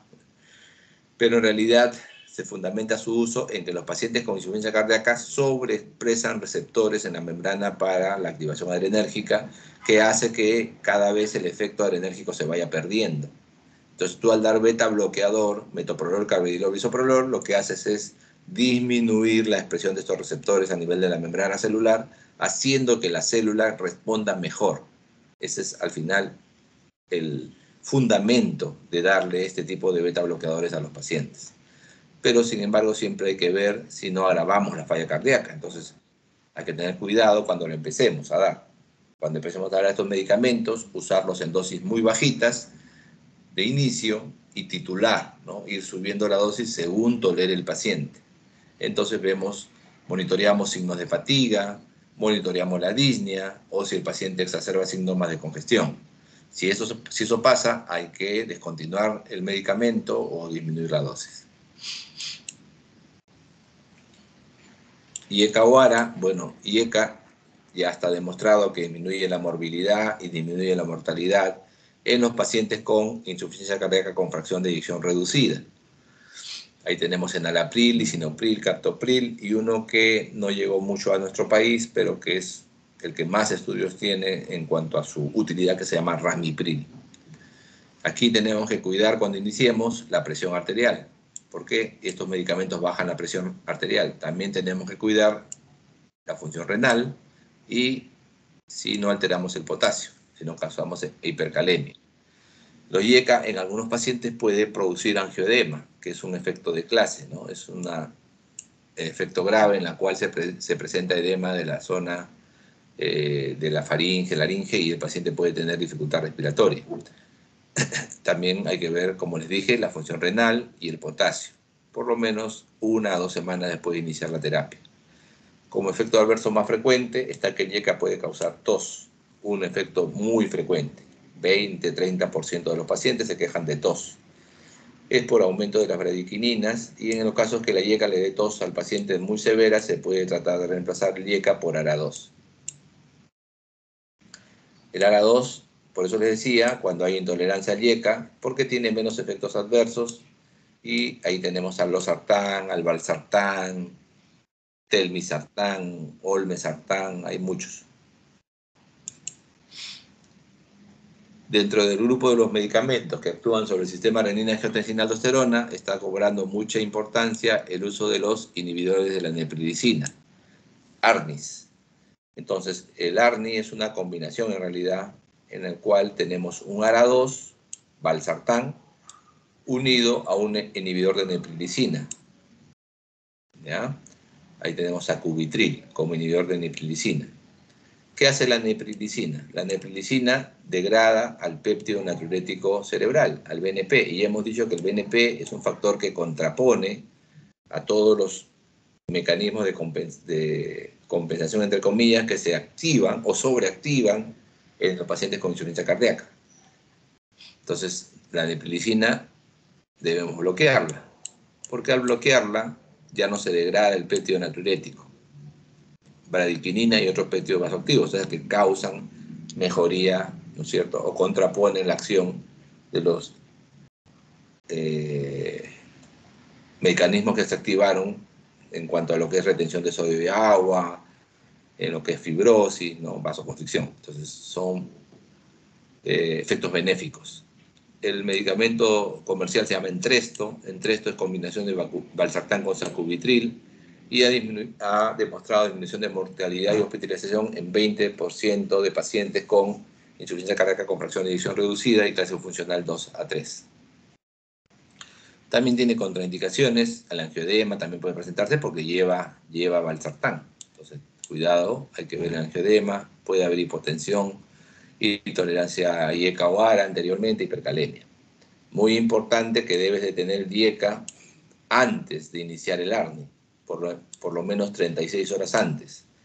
Entonces, generalmente lo que se hace con los pacientes es decirle que tomen hasta el viernes su IECA, ¿no? Señor, tome su enalapril hasta el día viernes y el lunes inicie su Entresto. Entonces te aseguras que detenemos por lo menos, ¿no?, 36 horas antes de iniciarle el ARNI, porque cuando lo inicias a continuación, o sea, sin parar del IECA, aumentas el riesgo de angioedema e hipotensión severa. Entonces hay que tomar esa precaución. Como siempre, ver o monitorizar la presión arterial, la función renal y el potasio. El grupo que se ha agregado a partir de hace 2 años en el arsenal es el grupo de los inhibidores de la SGLT2. El inhibidor de la SGLT2 incrementa la excreción urinaria de sodio y glucosa. Primero se investigó estos medicamentos como tratamientos para la diabetes, porque al incrementar la excreción urinaria de glucosa, bajaban la glucosa de la sangre, ¿no? Perdíamos glucosa por la orina. Entonces se desarrollaron como medicamentos para la diabetes. Pero como ahora actualmente todo medicamento para diabetes tiene que pasar un protocolo de su efecto cardiovascular, sorpresa, se encontraron los laboratorios que al darle a los pacientes con problema cardiovascular estos inhibidores de SGLT2, mejoraban su falla cardíaca, disminuían su hospitalización, disminuían su mortalidad. Entonces fue un hallazgo, digamos, colateral. No fue originalmente la búsqueda de este efecto, ¿ya? No fue así. Y los mecanismos por los cuales la inhibición de SGLT2 mejora la función cardiovascular está en estudio. Acá en esta diapositiva muestro algunos de los mecanismos que se creen que expliquen su efecto benéfico. Bueno, diuresis evidentemente es benéfico porque disminuye la precarga ventricular. Causa reducción del volumen plasmático y mejoría de la función endotelial, disminuyendo la presión arterial y la poscarga. Entonces, mejoran pre y poscarga, mejoran las condiciones de carga ventricular. Hay un incremento en la relación glucagón versus insulina que nos lleva a una lipólisis y a un mejor control de la glucosa. El paciente pierde peso. Entonces, también efecto benéfico. Y también hay una reducción del consumo de ATPs en el túbulo contorneado proximal y en la corteza renal, incrementando la producción de eritropoyetina y aumentando el hematocrito. Entonces, por todos estos efectos que se describen acá, la inhibición de SGLT2 es beneficiosa en los pacientes con insuficiencia cardíaca. La cuarta pata de la mesa, antagonistas del receptor de mineralocorticoides, espironolactona y eplerenone. Espironolactona demostró una disminución importante de la mortalidad en los pacientes con fracción de eyección reducida, insuficiencia cardíaca con fracción de eyección reducida, 30%, y clases funcionales bien avanzadas, miren, clases funcionales 3 a 4, o sea, prácticamente con disney al reposo. Entonces son medicamentos que se usan en insuficiencia cardíaca avanzada, ¿no?, que están bastante sintomáticos. ¿Por qué? Porque tienen efectos adversos, por ejemplo, pueden deteriorar la función renal. De hecho, hay que evitarla si la creatinina está elevada o si la filtración glomerular está baja, menor a 30 mililitros por minuto por 1,73 m de superficie corporal, o si el potasio está elevado a más de 5 miliequivalentes por litro. Es obligatorio obtener mediciones basales de potasio y creatinina antes de iniciar tratamiento con espironolactona y una semana después. Espironolactona en pacientes varones causa problemas porque causa ginecomastia. Entonces, es incómodo para el paciente que desarrolle glándulas mamarias. Entonces, en esos casos se puede considerar un medicamento que tiene el mismo efecto de antagonizar el receptor de mineralocorticoide, pero con menos desarrollo de ginecomastia, que es la epledenone. Fuera de los 4 grandes grupos que ya hemos investigado, hay medicamentos que tienen su nicho, su grupo especial de acción. Por ejemplo, la combinación de isorbida y hidralazina se puede utilizar a un paciente que tenga falla renal.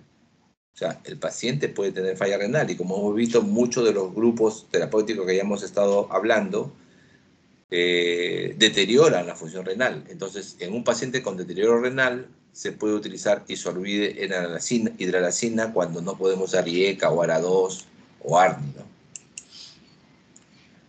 La digoxina es un fármaco que ustedes seguramente han escuchado hablar, la digital, porque tiene más de 200 años con nosotros, con los médicos, y tiene sus rachas, ¿no?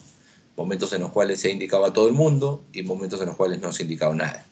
Actualmente se sabe que la digoxina tiene su efecto benéfico en los pacientes que tienen insuficiencia crónica compensada y fracción de eyección disminuida, pero que tengan arritmia de tipo fibrilación auricular.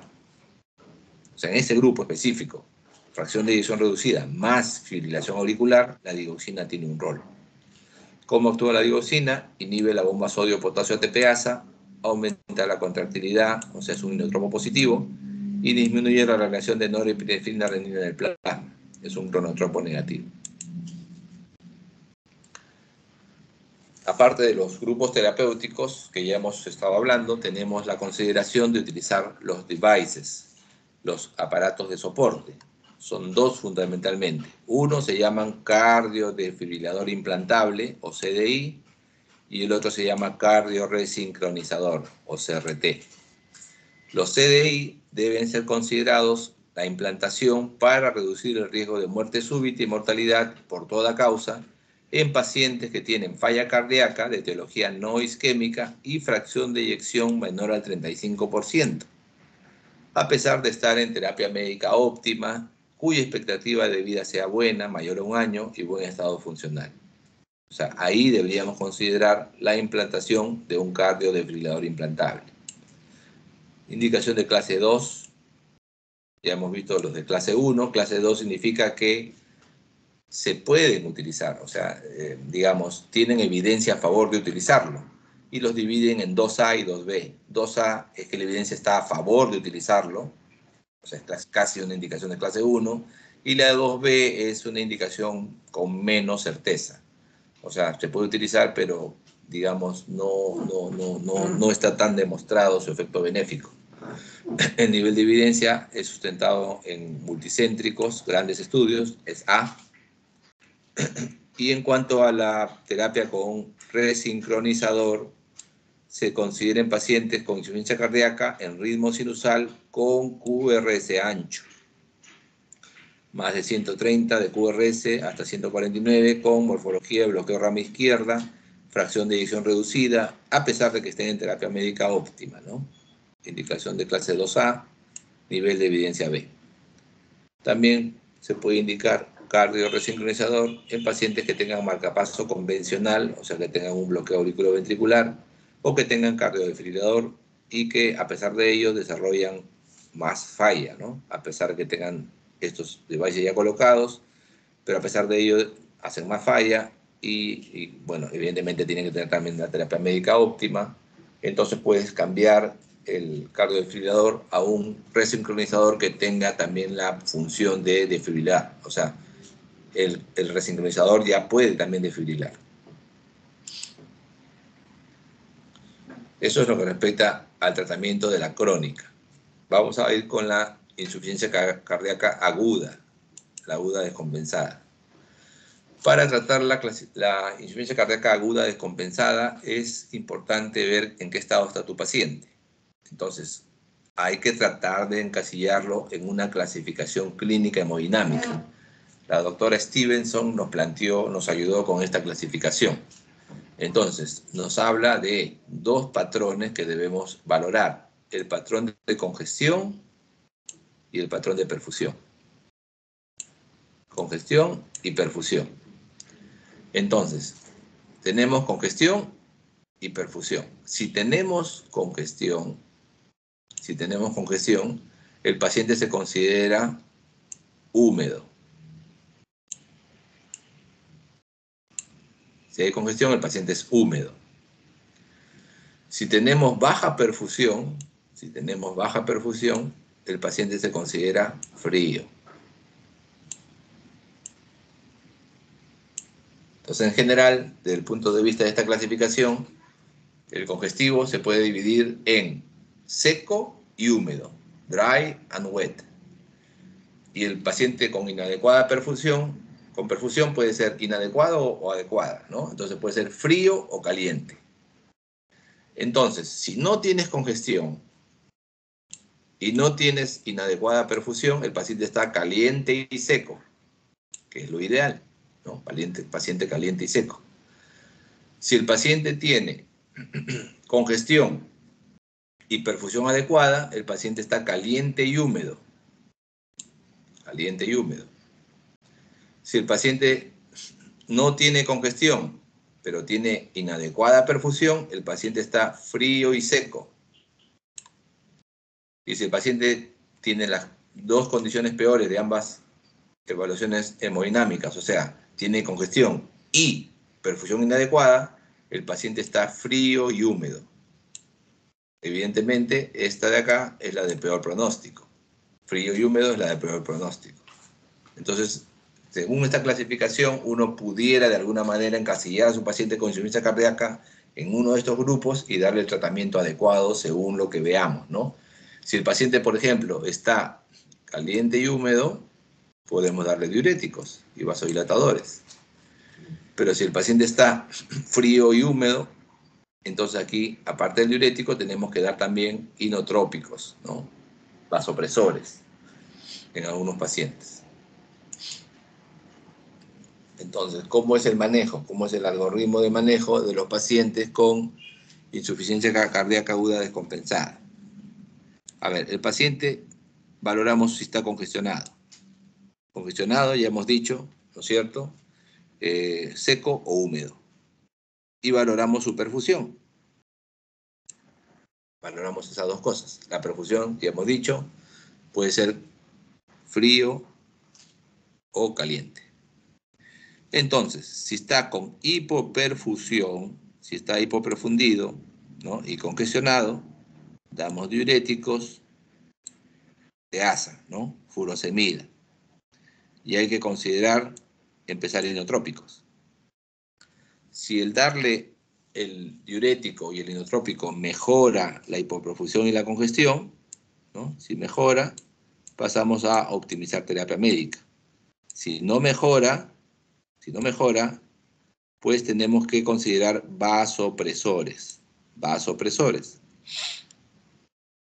Si no mejora y la hipoperfusión nos habla de un persistente daño orgánico, podemos ya utilizar soportes mecánicos, soporte circulatorio mecánico y terapia de reemplazo renal. O sea, quitarle líquido a través de una diálisis. Si a pesar de todo el paciente no mejora, muchas veces ya pasamos solamente a cuidados paliativos. Por el lado de la hipoperfusión, si no existe, está caliente el paciente, pues tratar solamente la congestión, diuréticos. Si mejora la congestión, bueno, pasamos a optimizar terapia médica. Si no mejora, incrementar la dosis del diurético, ¿no? O combinar diuréticos. Si ya hay resistencia a los diuréticos o hay una enfermedad renal terminal, pues se considera terapia de reemplazo renal, ¿no? terapia reemplazo renal, y si no responde a nada, cuidado paliativo. Entonces hablemos un poquito de diuréticos. El diurético a utilizar en pacientes con insuficiencia cardíaca aguda es el más potente. El más potente es el diurético que se llama diurético del grupo de ASA. Diurético de ASA, que es un diurético muy potente. Es el medicamento que generalmente los internos aprenden a utilizar primero, furosemida, ¿no? O Lasix. Hay otros medicamentos diuréticos de ese grupo, de diuréticos de ASA, como la torasemida o la bumetanida. Entonces damos diuréticos potentes, como los diuréticos de ASA, para tratar la congestión. Pero algunas veces el paciente no tiene respuesta adecuada. Entonces se puede combinar el diurético de ASA con otro grupo de diuréticos que se llaman los diuréticos tiacídicos. Podemos combinar diuréticos. Tenemos que vigilar si no se desarrolla una alcalosis metabólica. Ya, los pacientes con diuréticos tienden a desarrollar alcalosis metabólica. Entonces tenemos que ver si hay necesidad de dar represión con cloruro de potasio, de magnesio, inhibidores de anhidrasa para compensar. No olvidar que hay que restringir el líquido y hay que restringir el sodio, ¿no? Hay que hacer una restricción en los pacientes que tienen insuficiencia cardíaca, ¿no? No hay que darles libremente agua y sodio, ¿no? Una dieta hiposódica y restringida en volumen. A ver, ¿cómo es el manejo de la terapia diurética en estos pacientes? Bueno, con insuficiencia cardíaca aguda me refiero. Primero, vemos si el paciente ya venía con diuréticos orales. Entonces, si el paciente ya venía con diuréticos orales, lo que se hace es darle la misma dosis o duplicarla por vía endovenosa.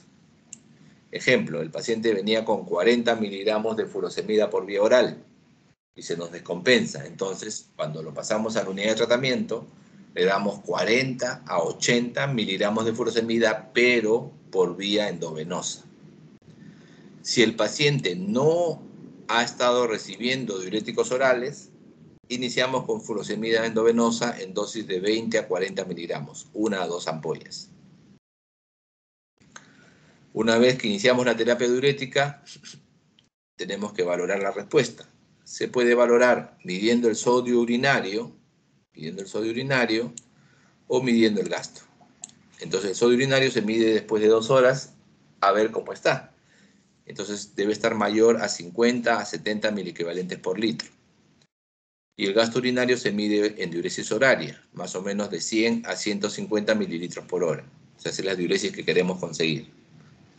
Si conseguimos la adecuada respuesta con el diurético, repetimos la dosis que hemos utilizado al inicio cada 12 horas. Si no conseguimos la respuesta, duplicamos la dosis. O sea, por ejemplo, el ejemplo que les dije de 80 miligramos de furosemida, pasamos a 160 miligramos de furosemida. Pero recordemos que en la furosemida hay un tope, de 400 a 600 miligramos, ese es el tope. ¿Ok? Hay que duplicar, pero está su tope.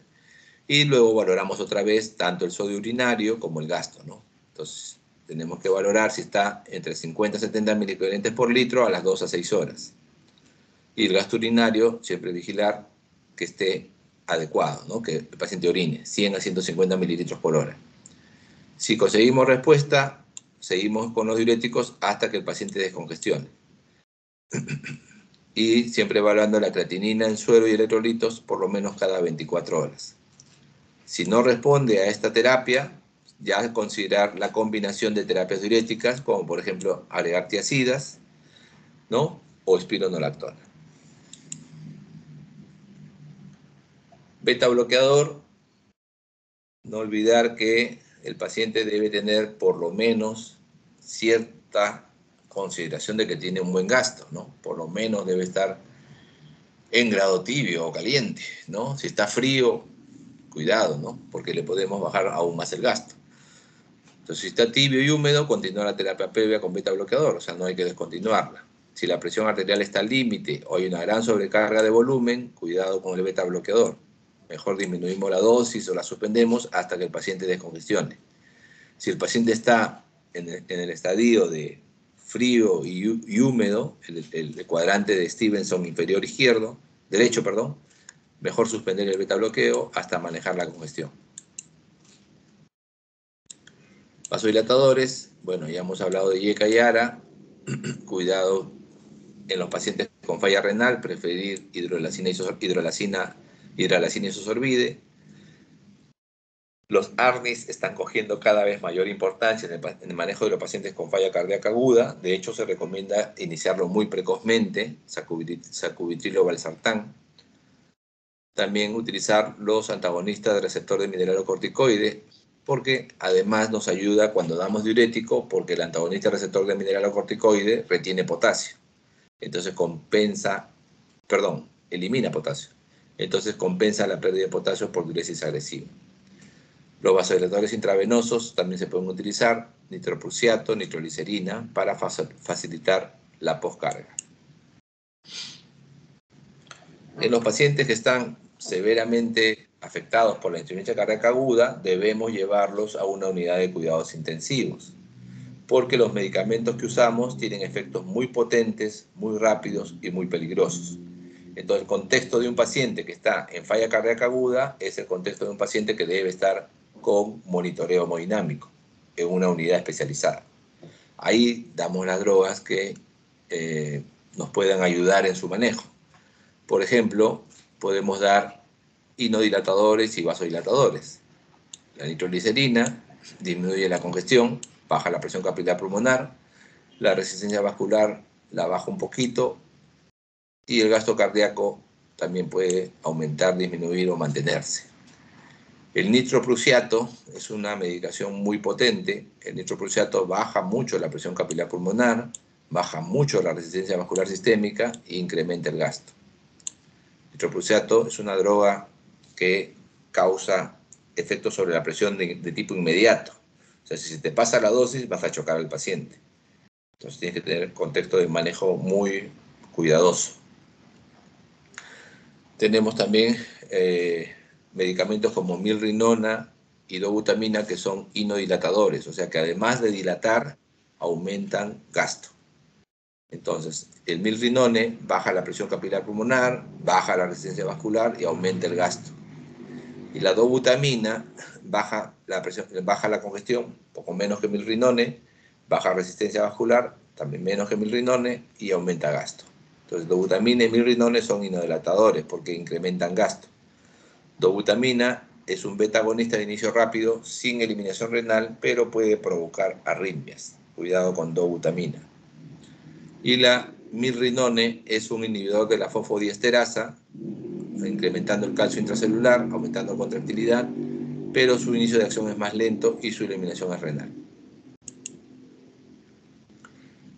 Entonces, ¿cómo es el manejo de los pacientes que tienen sospecha de insuficiencia cardíaca aguda? Lo primero es sacarlo del problema agudo, ¿no es cierto? Lo primero es ver si está chocado, si tiene falla respiratoria, ¿no? Cómo está el paciente.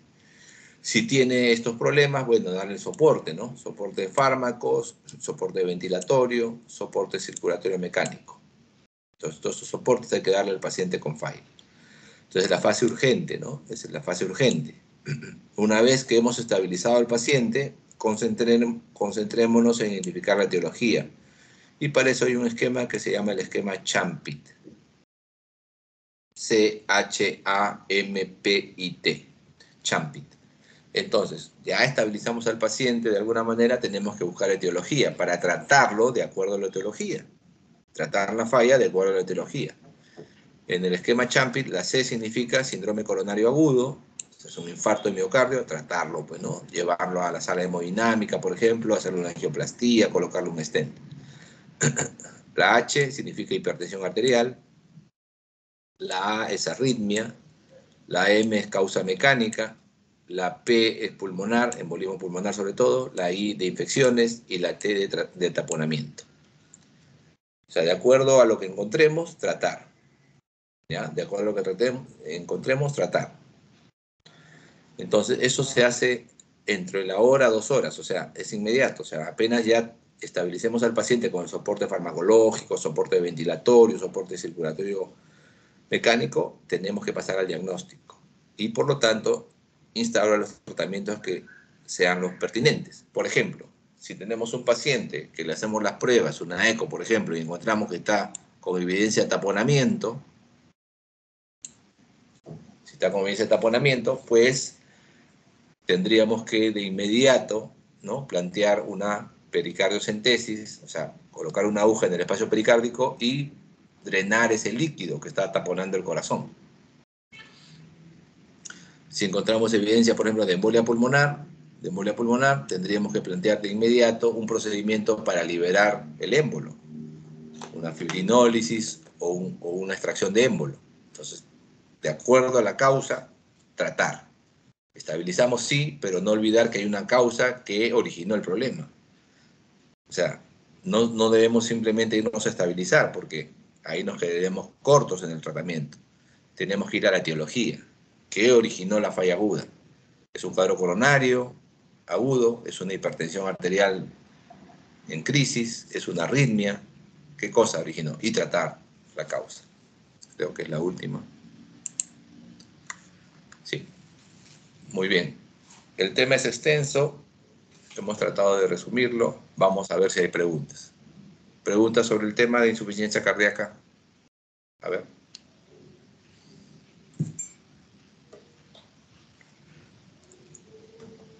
A ver, vamos a poner un ejemplo. Tenemos un paciente que ingresa a la emergencia con disnea de origen reciente y evidencia de congestión. Tiene una presión arterial de 120/70, está consciente, y refiere que ha tenido un dolor muy intenso en el pecho. Le hago las pruebas diagnósticas, ¿no? Y establezco que es un infarto agudo de miocardio, y en la evolución súbitamente me presenta disnea. Ya tenía disnea, pero agrava la disnea. ¿Qué puedo pensar? ¿Qué podríamos pensar? O sea, el paciente ingresa con un cuadro que hemos diagnosticado de cuadro coronario agudo y estando en nuestra emergencia, súbitamente presenta un agravamiento de la disnea. ¿Qué puedo pensar? ¿O qué tendría que hacer? Tendría que descartar una complicación mecánica del infarto. Una complicación mecánica que ha agravado el cuadro inicial. Seguramente por el infarto el paciente ya tenía insuficiencia cardíaca. Pero si se presenta una complicación mecánica, la insuficiencia cardíaca puede desarrollarse o agravarse en minutos. Por ejemplo, ¿qué puede haber pasado? El infarto puede haber roto el músculo papilar, ¿no? Perder el soporte del aparato valvular y hacer una insuficiencia mitral aguda. Entonces, ¿qué encontraría en el examen físico? Que súbitamente el paciente desarrolla un soplo. Examino el pecho y veo que hay un soplo sistólico o holosistólico en el área mitral. ¿Qué hago? Inmediatamente hago una ecocardiografía para confirmar mi sospecha clínica y llamo al cirujano, porque no hay medicamento que pueda compensar, ¿no es cierto?, que pueda estabilizar a un paciente que se le ha roto el soporte de la válvula mitral. Eso requiere una cirugía de emergencia. ¿Ya? Entonces, el contexto es lo que hace el diagnóstico, ¿no? Si el contexto es ese, encontramos un soplo que aparece recién, el paciente entra en falla cardíaca con congestión pulmonar severa, sospecho que hay una insuficiencia mitral aguda, como etiología de esa descompensación. Muy bien, vamos a pasar la lista. Atentos a la lista.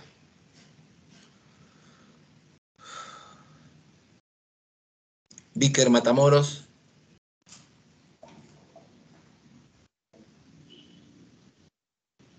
Víker.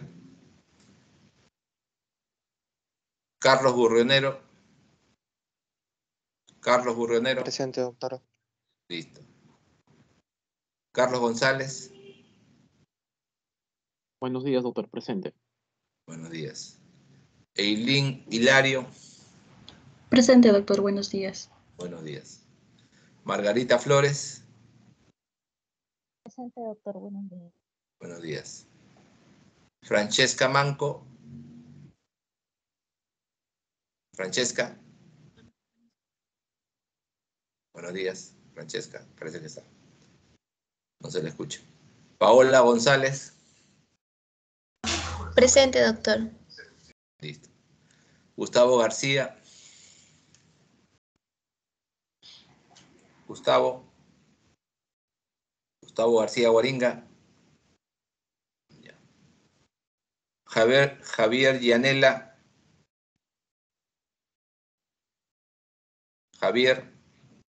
Yanela Javier, perdón, es Yanela Javier, es Yanela Javier. Yanela. Ya, Víker, ya vi tu presente, no te preocupes, ya vi ya. Haz esto en el chat, está bien. Yanela Javier. No está. Marcelo Jara. Marcelo. Ya. Juan Mamani. Presente, doctor. Listo. Catherine Lazo. Buenos días, doctor. Presente. Buenos días, Catherine. Kathleen Laveriano. Kathleen Laveriano. Ya. Johan León. Presente, Johan. doctor Javier Cruz. Ah, ya. Listo. Ahí estamos. Kaylee Pilar Humu. Kaylee. Sí, doctor, buenos días. Buenos días. Ok, Marcelo, ya te vi que estabas ahí. Johan León. Johan. Lisbeth Jauregui. Buenos días, doctor presente. Buenos días, Lisbeth. María López. Presente, doctor. Buenos días. Buenos días, María. Alert Lozano. Presente, doctor. Buenos días. Buenos días, Alert. Liviac, Luis Gustavo Liviac. Presente, doctor. Buenos días. Buenos días, buenos días. A ver, me parece que hay que tomar la foto, ¿no? Prendan sus cámaras para su foto. Sí, doctor. La foto. Sí, Ya, prendan sus cámaras. me ha llamado. A ver, ¿a quién no llamé? A ver, ¿quién faltó? Sánchez. Sánchez. Méndez.